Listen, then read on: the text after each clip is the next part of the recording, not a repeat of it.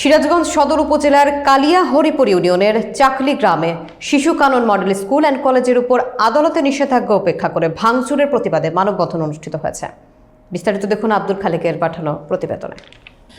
সিরাজগঞ্জ সদর উপজেলার কালিয়া হরিপুর ইউনিয়নের চাকলি গ্রামে অবস্থিত শিশু কানন মডেল স্কুল অ্যান্ড কলেজের আদালতের 144 ধারা নিষেধাজ্ঞা উপেক্ষা করে জমির মালিক পক্ষের পেটুয়া বাহিনী দ্বারা বিদ্যালয় ভাঙচুরের ঘটনা ঘটেছে। এর প্রতিবাদে শিক্ষক, শিক্ষার্থী ও অভিভাবকরা বুধবার বেলা 11টার দিকে বিদ্যালয়ের সামনে মানববন্ধন করেন। মানববন্ধনে বক্তব্য রাখেন বিদ্যালয় পরিচালনা পরিষদের প্রতিষ্ঠাতা পরিচালক মোহাম্মদ দিল খোসালি ও প্রধান শিক্ষক হাফসা খাতুন। প্রধান শিক্ষক হাফসা খাতুন বলেন, বিদ্যালয়টি প্রতিষ্ঠা করার সময় জমির মালিক আজিজুল হকের সাথে 30 বছরের মৌখিক চুক্তি হয়েছিল, কিন্তু 3 বছর পর থেকেই বিভিন্ন সমস্যার সৃষ্টি হয়।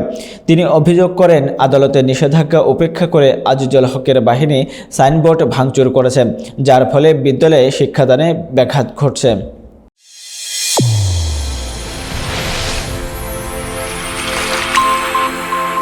চ্যানেল A1 হৃদয়ের স্পন্দন।